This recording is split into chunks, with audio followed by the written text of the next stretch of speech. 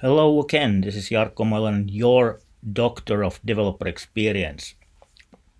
On this episode, I want to discuss the consumer-focused lean API development. Content is probably something that any of the API developers or DX experts should know and apply already in practice, but I thought that there might be some people who are not familiar with the principles, and thus it makes some value for the audience of Doctor of Developer Experience. So, what is consumer-focused lean API development? Before that, just a reminder of the 100 Days DX resource, which is 100 articles on what is developer experience, and it's the biggest open resource on developer experience so far, available online at 100daysdx.com. And what you're watching now is the DX Doctor, which is the offspring of that 100 Days DX, and now I'm focusing on the economics of the developer experience. So why DX matters in product development and sales. Take a look at the 100 Days DX and then follow DX Doctor. But again, lean API driven, lean design driven API development or lean API development, whatever you want to call it, doesn't matter. But anyway, you should not implement any unwanted features. Unwanted means that something that the consumers, aka developers, want to use or find some kind of use for it. So, and to know what you need to do and what your consumers want, you need to offer feedback channels. And you will get a shitload of requests and feature requests and bugs and whatever from different kind of opinions, and you can't just implement everything. You need to have some kind of priority. So don't just jump into implementing everything that everyone is asking from you, but make some kind of priority. Also think about your own business, what actually makes sense, and how your architecture possibly enables you to implement something, but some other things might require bigger refactoring or even rebuilding the whole architecture. The next thing is that you don't want to implement anything until you're sure what you're gonna do and the proposed change or new API fits into the customer's needs. So you need to mock until you're sure.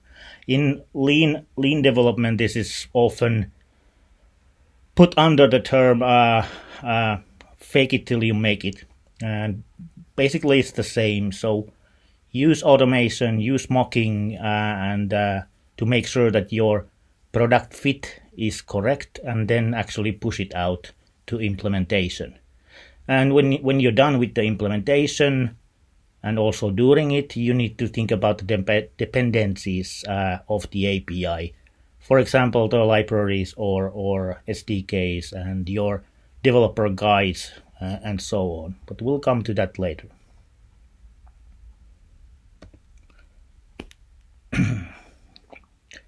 Whatever you do, focus on the customer. This should be obvious to you, but some people seem to get lost with it and focus on the product itself. And when you focus on the product, you're actually building something your customers might not even want.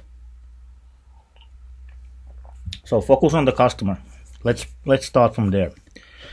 And what it actually means that when you have some kind, let's say you have an API out there and they are using it, you should be constantly analyzing how they use it, what kind of patterns you can find it, what kind of error situation they are confronted with. Are the errors possibly something that is caused by lack of documentation, misguiding documentation, or something else? Because the developers probably don't use it intentionally wrong, but you're providing something that enables them to use it wrong. So you should actually try to find those and fix those, and those are bugs in my mind. But anyway, you can learn a lot by just looking at for example, your API management should provide you usage statistics about the API and make some kind of analysis from that, and then make some improvements. But of course, you need to be ready to get feedback, not just analyze the usage, but provide the channels for the developers to give you feedback. They probably want to give you some ideas of new features or even bug reports. Whatever those are, you should enable it. Then whatever those needs are, you're gonna analyze those needs, possible bugs that you have found through the analysis, and you start designing for example, a change, an iteration to your existing API. If you have multiple APIs in your company, you probably should have a API design guide which actually harmonizes the APIs and provides tools for the API designer to make error handling and naming patterns and everything the same across all your APIs. So it makes the design process faster, but it also helps in the implementation. So API design guide is something you should consider if you have multiple APIs. And again, this is DX related because the result is an API family of APIs that are consistent. The learning curve is less steep, so those feel somewhat familiar, even though they are confronted with a new API, if they have found same patterns in the existing APIs already. So, and in the design phase, you should actually design the result, the whole package, not just the API. And what I mean by the whole package is you need to provide the documentation example, you need to provide code examples, and the means to give the feedback. So it's a package, not just the API. And you should be mocking as far as possible, because this is about lean development. So don't use any resources to put an army of developers here, but use tools, ready-made tools, to actually build a mock-up API from your API design spec. And you should be looking for any kind of automation options in the process while you're using it and developing it further to make it more and more efficient for you. In a way, you start from the end, because the package is something that you should simulate and mock as a result before you put a lot of effort in it. So automation and generation of the documentation. So the documentation is not something that actually is built after the API has been implemented. It's building on the way when you're doing the design, testing the design with the developers, getting the feedback and iterating it again and again and again. So the documentation is coming as a side product if it's done correctly.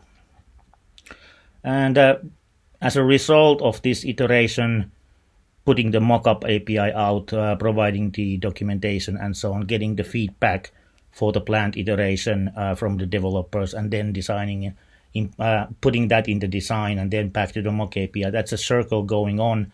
And what that package actually, what is always delivered for the developer to evaluate, is it contains the mock-up API for testing. So something that they can actually write code against. Of course, you need to provide the documentation, but it should be as if it would be in production. So it should be the end result that they will eventually get when all this is implemented. Not something, not a Word document or PDF file or something, but actual documentation online that actually is the one you're going to provide eventually anyway. And some kind of code examples, how it has been possibly tested. You can use online tools or provide some offline code examples. Then the question is, why should I actually provide any kind of code examples? Because there are tools that the developer can generate clients and everything from the spec file. The idea is that you lower you make it easier for the developer to jump into evaluation process.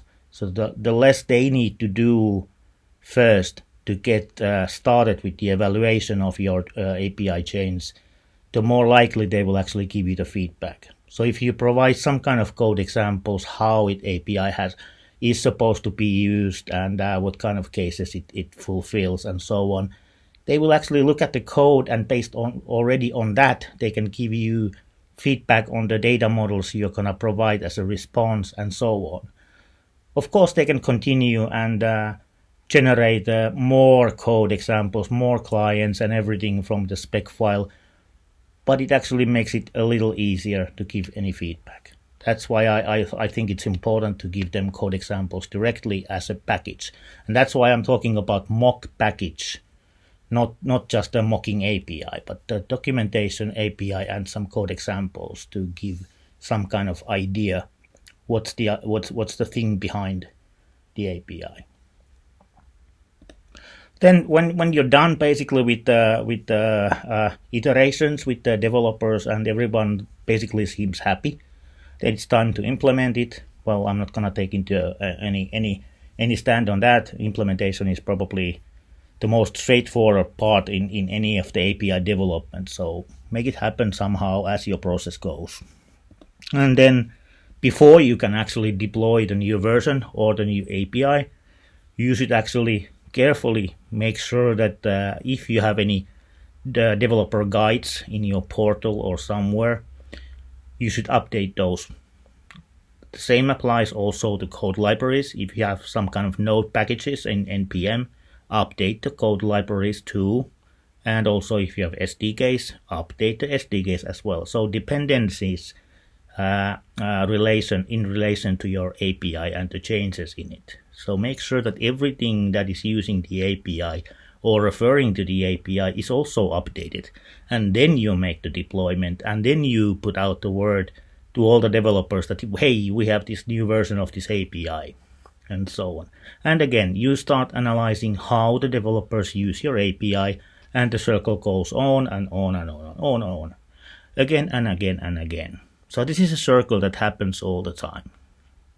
And that's basically it, how in a nutshell you do lean API development, which is also design driven and mocking driven. And this is consumer focused lean API development, and if you need any help in your organization with the APIs and the DX, I'm available for API development and strategy consulting. My number is there, and if you want to read more, then go to dxdoctor.net/services, and you'll find the details also from there. Thank you.